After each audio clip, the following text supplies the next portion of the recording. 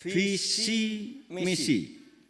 Visi kami, saya dan Pak Ganjar, adalah menuju Indonesia unggul, menuju Indonesia unggul. Gerak cepat mewujudkan negara maritim yang adil dan lestari. Jadi tujuannya nanti kita ingin membangun Indonesia unggul dengan menggunakan wawasan negara maritim, negara laut yang adil dan lestari. Nah, ini kemudian kami terjemahkan ke dalam 8 misi gerak cepat. Jadi kalau menuju Indonesia unggul, kami memilih 8 langkah. Ini saja yang akan saya sampaikan, lalu nanti diskusikan. Langkah yang pertama, mempercepat pembangunan manusia Indonesia unggul yang berkualitas, produktif, dan berkepribadian. Jadi yang harus kami garap pertama adalah manusianya. Karena Indonesia ini dihuni dan untuk memenuhi kebutuhan-kebutuhan manusia, sehingga manusianya harus berkualitas, harus produktif, dan berkepribadian Indonesia tentunya. Lalu langkah cepat yang kedua, mempercepat penguasaan sains dan teknologi melalui pencepatan riset dan inovasi.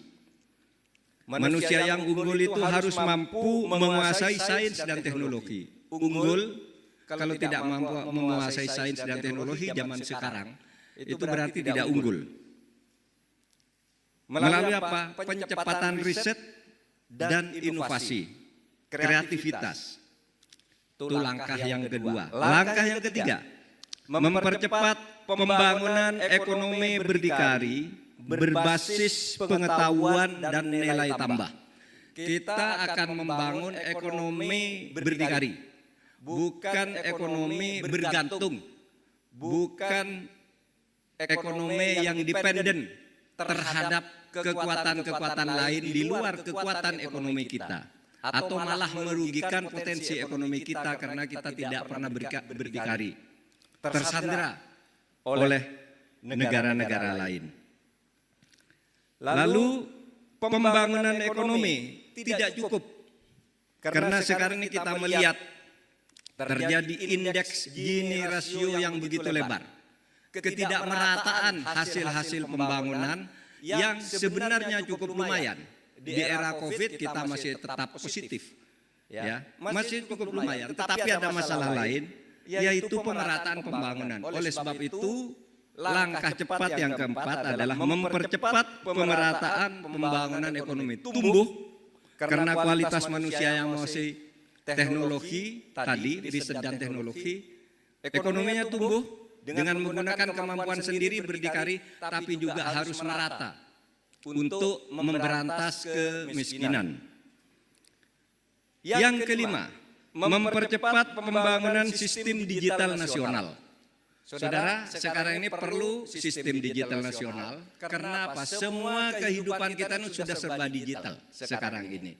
Bahkan ada istilah sekarang ini muncul di tengah-tengah kita, yaitu istilah digital dictatorship. Digital dictatorship itu artinya kita itu dikuasai oleh digital. Apa kata digital? Tanpa kita seleksi lalu menguasai cara kita berpikir.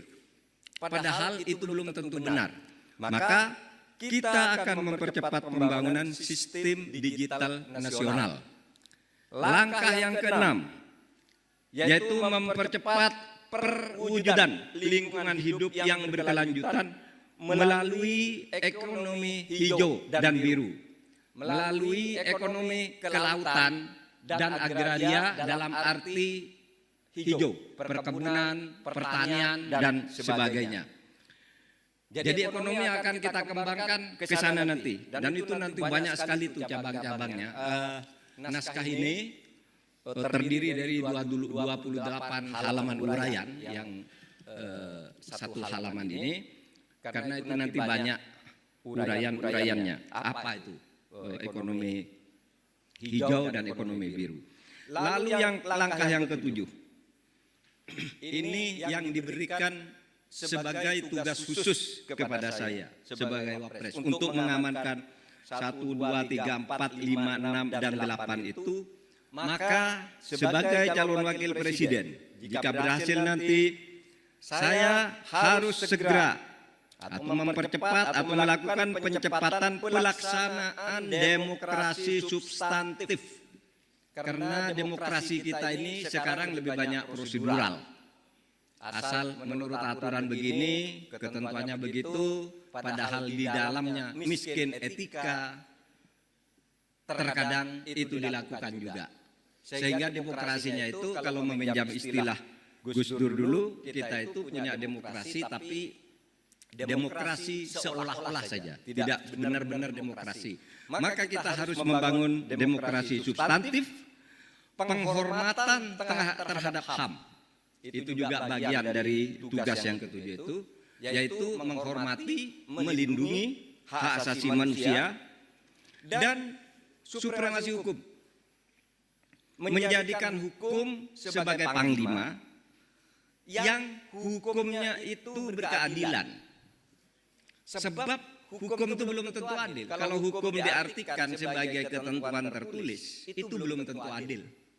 Bisa saja hukum itu tidak adil, karena kalau hukum dianggap sebagai aturan itu bisa ditukar belikan, dijual belikan bisa. Pakai pasal ini begini hasilnya, pakai pasal ini begini hasilnya.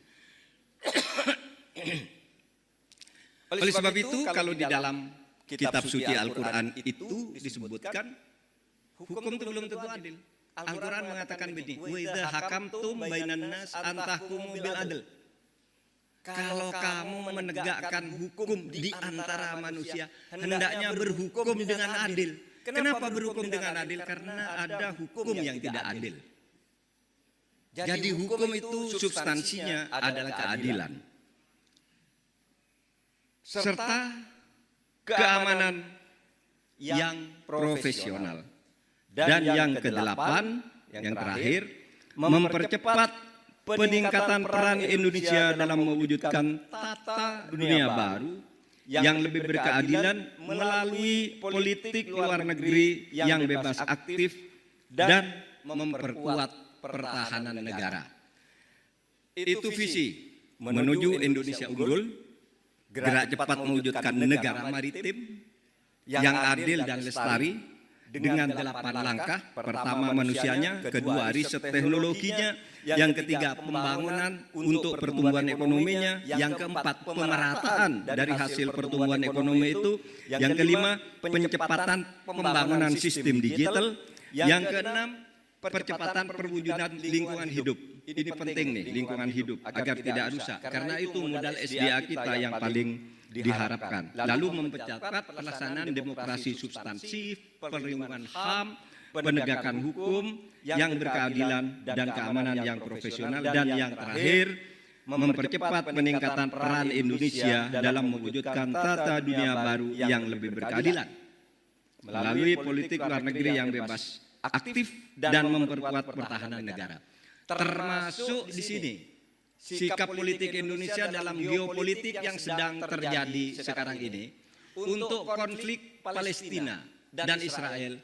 Indonesia tetap ada pada pendirian memihak Palestina dengan meminta segera dilakukan penghentian serangan-serangan, karena Indonesia sudah punya sikap tidak akan pernah membuka hubungan diplomatik dengan Israel selama Palestina belum diakui eksistensinya sebagai negara merdeka oleh Israel.